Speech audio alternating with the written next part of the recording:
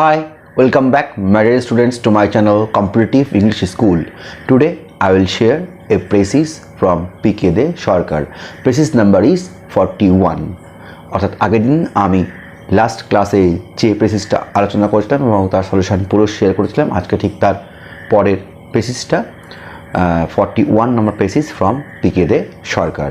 প্রেসিসটা শুরু হচ্ছে এই লাইন দিয়ে, it is said that once while hunting one of the arrows of the king accidentally wounded a young man.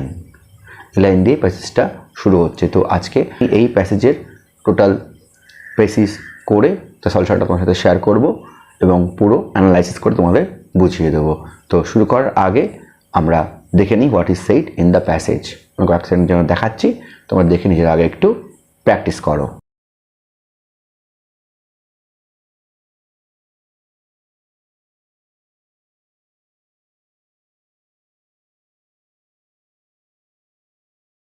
তো আমরা দেখে নিয়েছি প্যাসেজে কি বলছে। তো আমি এবার সরাসরি চলে যাব এর সলিউশনে। সলিউশনটা শেয়ার করার আগে তোমার সাথে এই পুরো প্যাসেজের বেঙ্গলি মিনিংটা শেয়ার করছি। It is said that once while hunting, one of the arrows of the king accidentally wounded a young man. এটা বলা হয় যে একদা শিকার করার সময় রাজার একটা তীর দুর্ঘটনাক্রমে একটি যুবককে আঘাত করেছিল। The aged mother of this man sued the king before the কাজী। সেই ব্যক্তির বয়স্ক মা কাজীর সামনে রাজার বিচার চেয়েছিলেন। The Kazi was a upright man and never shrank from duty. কাজী ছিলেন একজন ন্যায়পরায়ণ ব্যক্তি এবং কখনো তার কাজ থেকে বিরত থাকতেন না। He passed a sentence upon the king and ordered him to pay full compensation to the old woman. তিনি রাজার বিরুদ্ধে রায় দিলেন এবং বৃদ্ধা মহিলাকে সম্পূর্ণ ক্ষতিপূরণ দেওয়ার জন্য রাজাকে আদেশ করলেন। The king was pleased and at once paid the fine. রাজা সন্তুষ্ট হলেন এবং তাকে সঙ্গে সঙ্গে জরিমানা দিয়ে দিলেন। When leaving the court, he drew his sword and said to the judge, "If today you had failed to punish me as I am the king, I would have beheaded you with this sword of mine." সভা থেকে বেরিয়ে যাওয়ার সময় তিনি তার তরোয়াল বের করে বিচারককে বললেন, আজ যদি তুমি আমাকে শাস্তি দিতে ব্যর্থ হতে শুধু আমি রাজা বলে, তাহলে আমি আমার তলোয়ার দিয়ে তোমার শিরচ্ছেদ করতাম। The Kazi, showing a cane, retorted, "If you had disobeyed me today, I would have flogged you with this cane." কাজী একটি বেত দেখিয়ে জবাব দিলেন, আজ যদি আপনি আমার আদেশ অমান্য করতেন তাহলে এই বেত দিয়ে আমি আপনাকে চাবুক মারতাম। I am glad that we both have come through this trial of God. আমি আনন্দিত যে আমরা দুজনেই ঈশ্বরের এই পরীক্ষায় উত্তীর্ণ হয়েছি। তো পুরো প্যাসেজের বেঙ্গলি মিনিংটাও আমরা জেনে নিয়েছি। এবার আমি সরাসরি চলে যাচ্ছি এর সলিউশনে এবং আমি কি লিখেছি ওর সাথে শেয়ার করছি। Solution and analysis. তো আমি সলিউশনের একদম ফার্স্ট সেন্টেন্সে লিখেছি, the Qazi judged a matter in which the king had accidentally wounded a young man. কি লিখলাম? The Qazi judged a matter. তাহলে কাজী কী করেছিল?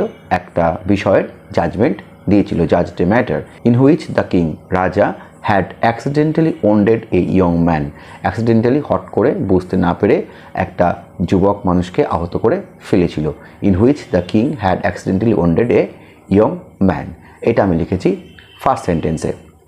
তো এই সেন্টেন্সটা আমি লিখেছি, the Qazi judged a matter. তাহলে judged past indefinite tense, in which the king had accidentally wounded a young man. পরের পার্টটা লেখা হয়েছে পাস্ট পারফেক্ট টেন্সে, হ্যাড অ্যাক্সিডেন্টালি wounded। তো এবার যদি আমার প্যাসেজের সেকেন্ড, থার্ড এবং ফোর্থ সেন্টেন্সের দিকে তাকাই তাহলে দেখব এমন লেখা আছে, the aged mother sued the king before the Qazi. তাহলে সেই এজেড মাদার যার ছেলেকে সে আহত করেছিল ভুলবশত একটা অ্যারো দিয়ে, সে তাই কাজীর সামনে এসে বিচার করতে চেয়েছিল। থার্ড সেন্টেন্সে বলছে, the Kazi was a upright man and he never shank from his duty. তো কাজী ছিলেন একজন ন্যায়পরায়ণ ব্যক্তি এবং সে তার ডিউটি থেকে কখনো বিরত থাকতেন না। এবং ফোর্থ সেন্টেন্সে বলছে he passed a sentence upon the king and ordered him to pay the full compensation to the aged woman.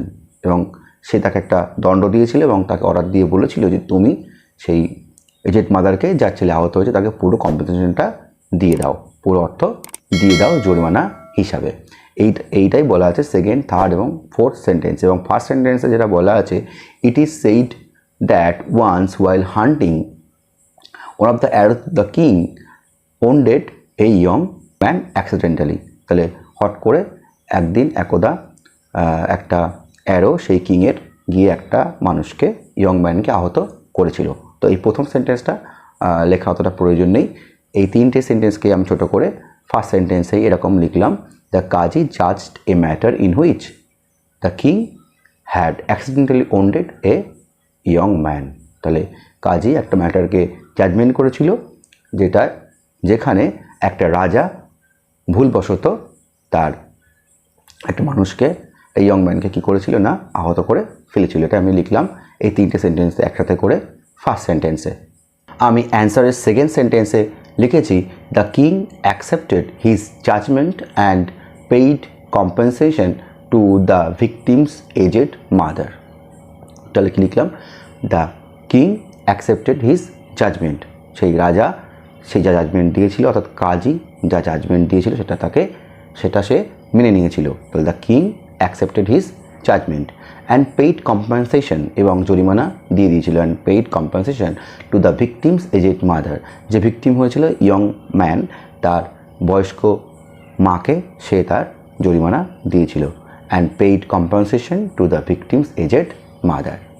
তাহলে সেন্টেন্সটা আমি লিখলাম, the king accepted his judgement, accepted past indefinite tense and paid compensation to the victim's aged mother, and paid compensation, তাহলে এটাও past indefinite tense-এ লেখা হয়েছে। তো যদি আমরা এবার প্যাসেজের ফিফথ সেন্টেন্সের দিকে তাকাই তাহলে দেখব এমনই লেখা আছে, the king was pleased and at once paid the fine. তাহলে কিং প্লিজড হয়েছিল এবং সঙ্গে সঙ্গে সেই টাকাটা তাকে দিয়ে দিয়েছিল, ফাইনটা তাকে দিয়ে দিয়েছিল। এটা আমি লিখলাম, the king accepted his judgement and paid compensation to the victim's aged mother. তাহলে এটাকে আমি এইভাবে লিখলাম এই মেন সেন্সটা আনার জন্য। তো আমি অ্যান্সারের থার্ড সেন্টেন্সে লিখেছি, again the king threatened to execute the Qazi if he had failed to deliver justice. লিখলাম, again the king threatened to execute the Qazi. আবার সেই কিং থ্রেট করেছিল কাকে, সেই কাজীকে, টু এক্সিকিউট হিম। তাহলে again the king threatened to execute the Qazi, তাহলে সেই কাজীকে সে threat করেছিল মেরে ফেলবে। ইফ যদি হি হ্যাড ফেল্ড, সে ব্যর্থ হতো, টু ডেলিভার জাস্টিস, যদি সে ন্যায় দিতে না পারতো বা ন্যায় বিচার করতে না পারতো, তাহলে তাকে সে কী করতো না, মেরে ফেলতো। সেটাই আমি লিখলাম থার্ড সেন্টেন্সে, again the king threatened to execute the Qazi if he had failed to deliver justice, যদি না সে ঠিকঠাক করে জাস্টিস বা ন্যায়পরায়ণ বা ন্যায় বিচার করতে না পারতেন, তাহলে কিং তাকে থ্রেট করেছিল যে তাকে মেরে ফেলতো। এরকমই কিন্তু সিক্সথ সেন্টেন্সে বলা আছে, when leaving the court the king drew his sword and said to the জাজ that if you today you had failed to punish me as I am the king I would have beheaded you with the sword of mine। তাহলে কী বলছে, যাওয়ার সময় সেই court ত্যাগ করার সময় সে তার তরবারিটা তুলে কাজীর দিকে দেখিয়ে বলছে, তুমি যদি আমার কাছকে পানিশমেন্ট না দিতে আমি রাজা বলে, তাহলে সে কী করতো না, সে তার ধর থেকে মুন্ডুটা আলাদা করে দিত, শিরচ্ছেদ করতো তার তরবারি দিয়ে। তাহলে কিং অর্থাৎ রাজা বেরোনোর সময় কিন্তু এটাই কাজীকে বলেছিল, যেটা আমি লিখলাম যে again the king threatened to execute the Qazi if he had fail to deliver justice, যদি সে তাকে জাস্টিস দিতে না পারত তাহলে কিন্তু সে তাকে মেরে ফেলতো। তাহলে আমি লিখলাম, again the king threatened past indefinite tense to execute the Qazi if he had failed, যদি সে ব্যর্থ হতো টু ডেলিভার জাস্টিস, তাহলে he had failed past perfect tense. তো আমি প্রেসিসের একদম লাস্ট সেন্টেন্সে লিখেছি in response the Qazi replied that he would cane him if he had disobeyed him. In response, Kaji replied he would cane him if he had disobeyed him. তাহলে এর প্রত্যুত্তরে কাজী বলেছিল যে he would cane him, সে তাকে বৃত্তাঘাত করবে, if he had disobeyed him, যদি সে তাকে অমান্য করতো তাহলে সে তাকে বৃত্তাঘাত করতো। এটাই আমি লিখলাম লাস্ট সেন্টেন্সে। তো প্যাসেজের 7 সেন্টেন্সের দিকে দেখলে দেখবো সেরকমই বলা আছে যে কাজী showing the cane retorted if you had disobeyed me today I would have flogged you with this cane. তাহলে যদি তুমি আমার কথা মান্য না করতে আজকে তাহলে আমি তোমাকে এই বৃত্তাঘাত করতাম। তাই আমি লিখলাম in response Qazi replied he would kill him if he had disobeyed him. তাহলে রেসপন্সে সে তাকে বলেছিল যে সে তাকে বৃত্তাঘাত করবে যদি সে তাকে না মান্য করে। In response Qazi replied he would kill him if he had disobeyed him. তাহলে হি would kill him if he had disobeyed হিম, এটা হচ্ছে কন্ডিশনাল সেন্টেন্স। একটা উড প্লাস ভিজন হলে আর একটা হচ্ছে হ্যাড প্লাস ভিজিতে লিখতে হয়। হি would kill him if he had disobeyed him. তাহলে হ্যাড ডিসোবেড উড প্লাস ভি1, আর রিপ্লাইড এটা পাস্ট ইনডিফিনিট টেন্সে লেখা হয়েছে। সো মাই ডিয়ার স্টুডেন্টস, এটাই হচ্ছে আজকের প্রেসিসের কমপ্লিট অ্যান্সার। তো তোমরা যদি মেন প্রেসিসের সাথে অ্যান্সারটা খেয়াল করো তাহলে দেখবে যে প্রেসিসের যে মেন কথাগুলো বলা হয় সেটা কিন্তু আমি এই 4 লাইনের অ্যান্সারের মধ্যে দিয়ে তুলে আনতে পেরেছি। তো প্রেসিস লিখলে টাইটেল দিতে হয়, তো আমরা টাইটেল দিয়েছি দ্য ইম্পার্শালিটি অফ দ্য কাজী। কাজী যে ইম্পার্শাল ছিল, কোনো দিকে পার্শালিটি না করে সে যে ন্যায় বিচার দিয়েছিল তার জন্য আমি দিয়েছি দ্য ইম্পার্শালিটি অফ দ্য কাজী। এছাড়াও তুমি লিখতে পারো the courageous Kazi and the just king. তাহলে কাজী কী ছিল?